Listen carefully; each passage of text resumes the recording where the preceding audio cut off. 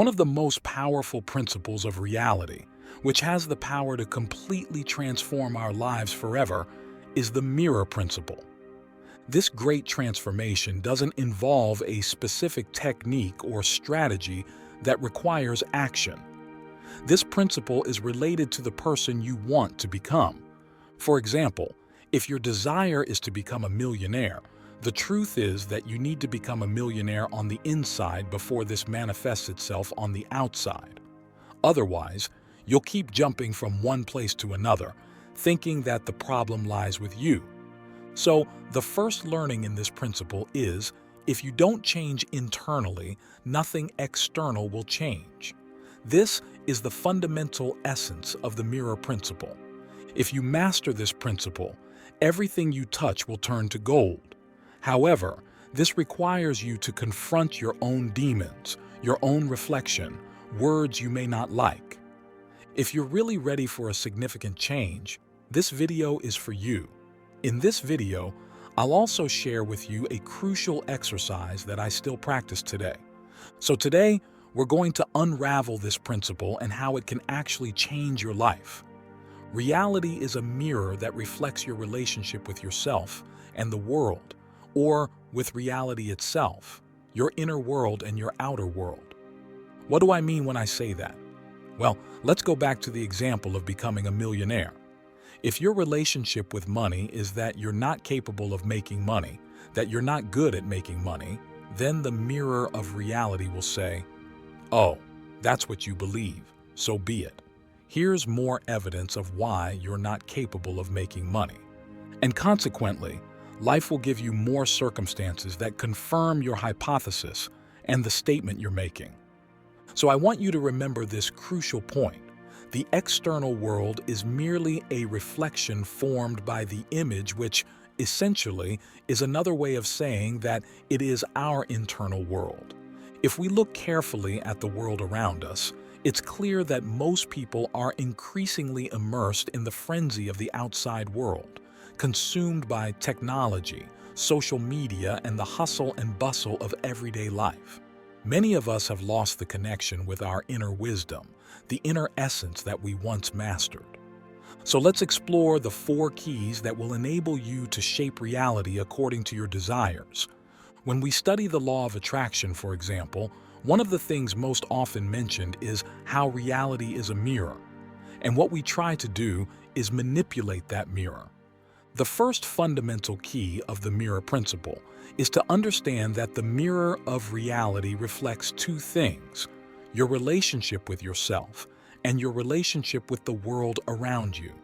In other words, what you see in the mirror of reality is a projection of how you see yourself and how you see the world. If you look at yourself and think you're not good enough, the mirror will simply reflect that belief. I'm not good enough. I can't do this because I'm not good enough. And the mirror will respond, "You're not good enough. Here's more proof of why you're not good enough." The reflection is based on the messages you send to the mirror of reality. The mirror of reality is, in a way, like a loyal friend who is always willing to validate what you believe. So, instead of trying to directly manipulate the reflected image, we must learn to transform the image we project in front of the mirror. This is similar to the act of influencing someone. When we say directly to someone, "Don't do that," the likelihood of them doing exactly what has been forbidden is high. However, if we choose to motivate and inspire, presenting persuasive reasons to avoid certain actions and explaining the potential negative impacts, the person will feel more inclined to listen and accept our influence. So, our goal is to influence our world indirectly. The mirror of reality simply intensifies what you say. It will always reflect what you hold to be true in your mind, both about yourself, your identity, and your worldview. Please remember that this is one of the most crucial keys. Now the question is, how can we change this? How can we interrupt this pattern and consciously choose what we want? You need to create your own identity and worldview, your paradigm. I'll provide an example to help you understand how to create your identity. First of all, It's essential to become clear about what you want in the long term, in 10 years' time, for example. In the final image, what is an activity that you see yourself doing every day? What do you have that makes your life a continuous journey of discovery? And ask yourself, who am I being now? What characteristics and traits do I have when I'm achieving, having, and doing all these things? This is crucial. Next, consider what your worldview is. How do you perceive the world when you are living this reality? How do you see the world when you're experiencing all this? Take a moment to bring powerful affirmations to life.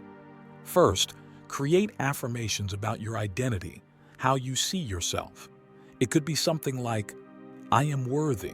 I am a magnet for abundance because I carry within me the magic touch of an alchemist. Then create affirmations that relate to your vision of the world. For example, the world conspires in my favor. Everything happens at the right time and according to the divine plan. As you dedicate yourself to repeating these affirmations daily and internalizing them, be prepared to witness an incredible transformation. The reality you perceive, the way you see the world, will begin to change before your eyes. Even if what you want is apparently difficult for you today, it doesn't mean that you won't be able to achieve it tomorrow. Everything takes time, practice, and patience. So respect your time, but also don't let certain fears stop you from achieving the extraordinary. So make sure you take a moment to do this exercise. It has the power to completely revolutionize your life. Now let's move on to key number 2. What you need to understand is that the reflection we see in our material world is formed with a certain delay. Why? Here's why.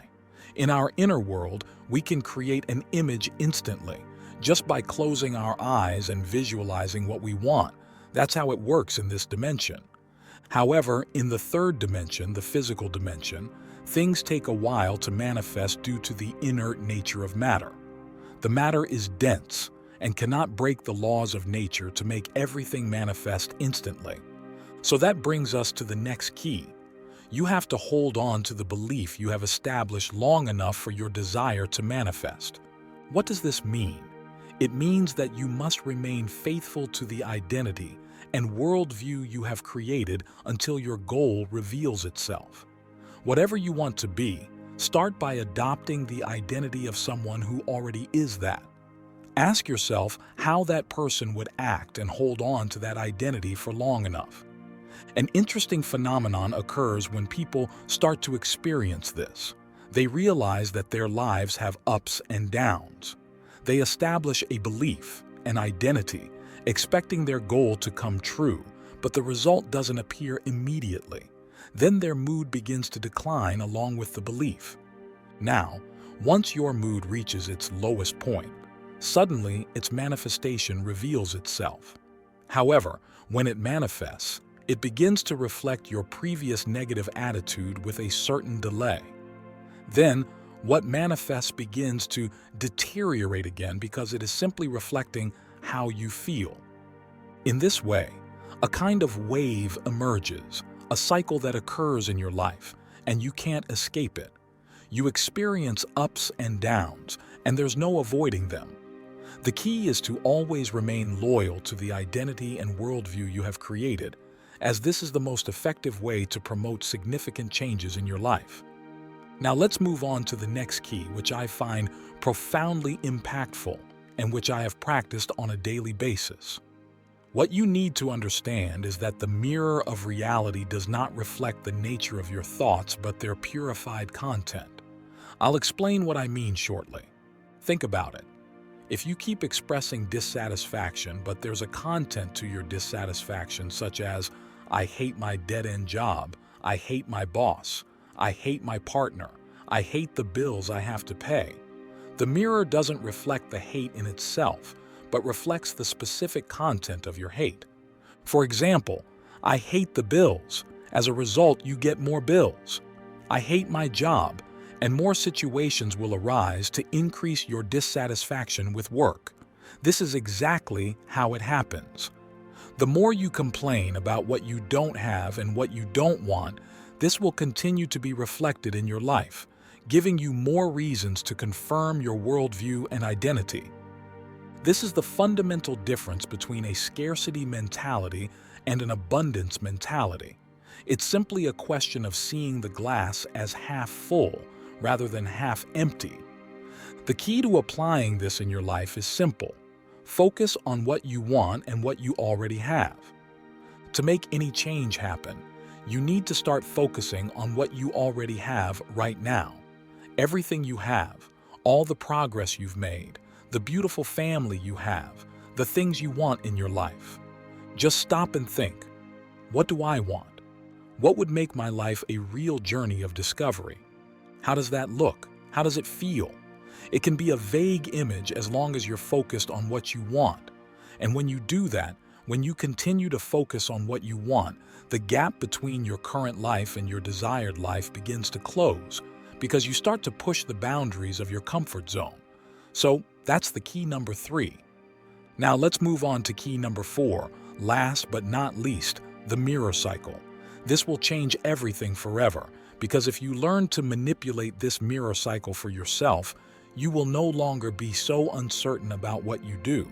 You will literally see reality changing before your eyes. It all starts with an observation. So, what's the backward attitude you had in the past, all the complaints, the bad things that happened in the past, or the unconscious choices that were made?